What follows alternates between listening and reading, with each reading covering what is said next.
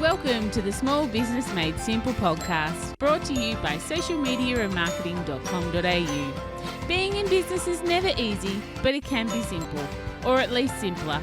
Join me, your host Jen Donovan, every week where we focus on marketing, social media, and working towards simplifying your business. You with me? Let's do this. Gonna dream it big, 'cause someone out there listening. Everyone's got a voice to give, and it's time I heard you whistling, 'cause there's no point at all, in dreaming small, Well, hey there, my fabulous listener. Happy New Year to you, and welcome to episode 224 of the Small Business Made Simple podcast. Welcome to 2023. I love all of the possibilities a new year presents to us. It feels kind of magical. So I thank you for coming back and joining me here for another year of podcasting. And thank you for lending me your ears today. I know there are lots of choices out there, and I do appreciate you making me one of them. The show notes for this podcast can be found at all the W's, socialmediaandmarketing.com.au/224. So last year in 2022, how bizarre is that to start saying last year was 2022? Anyway, last year I didn't manage to fit in my traditional Word of the Year podcast, so I thought it was only fitting to start the first episode of a sparkling new year talking about Word of the Year. So, my amazing listener, what's your word of the year? And why should you choose one? Should you have a business one and a personal one? Can you have more than one word of the year? So many questions around word of the year. You may have heard me talk about this if you're a long-time listener, or this could be a really new concept to you, but it is something that I've traditionally talked about at the end of each year. But of course, like I said, I didn't fit it in last year, so here we are.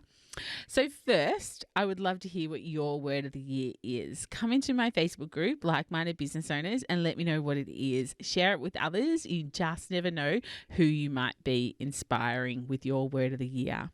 Secondly, let's go through the questions that I went through before. Why should you choose one? Well, I can only speak from my own personal experience, but for me, it's a word that keeps me on track every year or for the year. It gives me something consistent to aim for, keeps my goals for the year front and center and top of mind. Last year, my word of the year was video. I tried to do more video. I did more. A lot more, but I would have liked to have done more than more. So this year, although video is not my official word of the year again, it's certainly going to stay on my vision board to help inspire me to do even more video this year. Other words of the year that I've chosen in the past are impact. I still like that one. Again, not an official word of the year for me for 2023, but again, staying on the vision board because I really still want to have impact. Now, if you've never done this exercise before or you need some help choosing your word of the year, I do have a worksheet and you can find the link for that in the show notes. Again, you can find the show notes at socialmediaandmarketing.com.au/224 and you can find the link to the Canva document there. And it just goes through a little tiny exercise. It's just a one-sheeter that might be able to help you work out what your word of the year could be. So can you have more than one word of the year or a personal word and a business word? Look, absolutely. As I've already said, my two unofficial ones are impact and video. And having a business one and a personal one is a fabulous idea. But having a business one is what I really want you to think about today.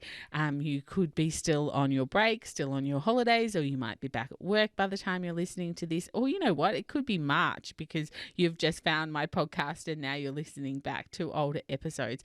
No matter when you are listening to this, think of a word that you can aim for that would encompass your goals for 2023. The worksheet, again, in the show notes is a really great little exercise to go through. So highly recommend you come to the show notes and print that out and have a go at that one. So Jen, what's your word for 2023? I hear you ask. First of all, I cannot believe how easily 2023 rolls off my tongue. Normally, I stutter over the change of the year and get it wrong, and I don't know. Is that a sign? Is that a sign of the magic of 2023? Not sure, but I am taking notice of how quickly that has rolled off the tongue for me. Anyway, if you're a long-time listener, you may remember episode 48 of my podcast quite a few moons ago that spoke about my journey of having a year of saying yes. If you haven't listened to that episode, it's a great one for this time of the year as well. You can find it at socialmediaandmarketing.com.au/48. And honestly, hand on heart, honestly, I would love my word of the year for 2023 to be no.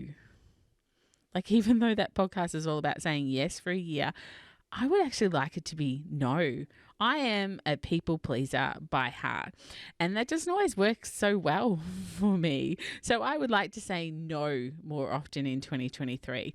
Nope, that doesn't suit me. Nope, that's not something I can do right now. Nope, that's not my responsibility. No, you can't have that. No, I don't do that. No, no, no. But I really feel that that's a bad word to have as your word of the year. No, like there's absolutely nothing positive about it at all. It's a completely negative word.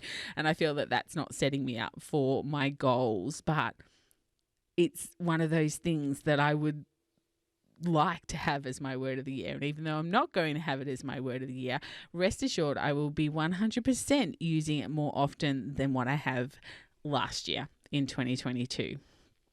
My skin is thicker in 2023, so to speak. So my word of the year for real will be challenge. I'm a firm believer in nothing good happens or nothing special happens while you sit in your comfort zone. And a challenge can change your life. So in 2023, I am up for all sorts of challenges. Plus, I can challenge my people pleasing habits as well. So see what I did there? I can take my no, turn it into a positive, and say my word is going to be challenge, and challenge myself to say no more often. In 2023, I'm going to challenge you, my listener. I'm going to challenge my clients, myself, my offerings, the way I show up, my marketing strategies, the platforms I show up on. So much challenge coming my way.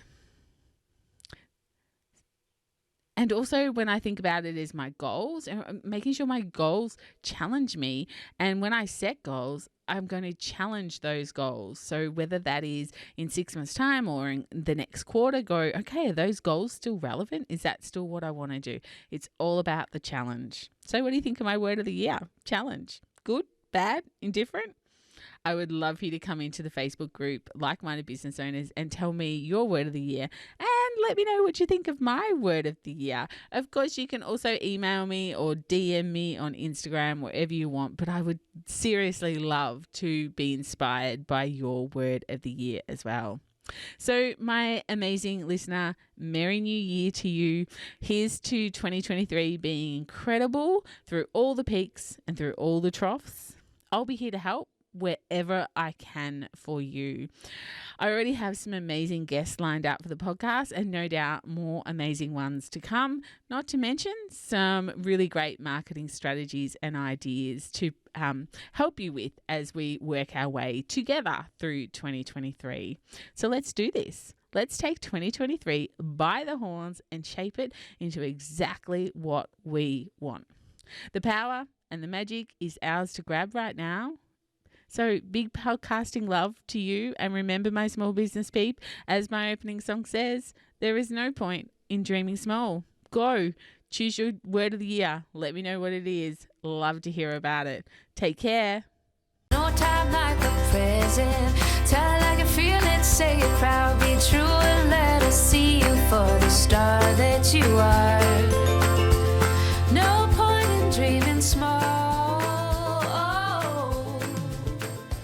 I would like to acknowledge the traditional custodians of the land, the Yorta Yorta people, on which I record this podcast and conduct my business today, and pay my respects to their elders, past and present. I extend this respect to the Aboriginal and Torres Strait Islander people here with us today as well.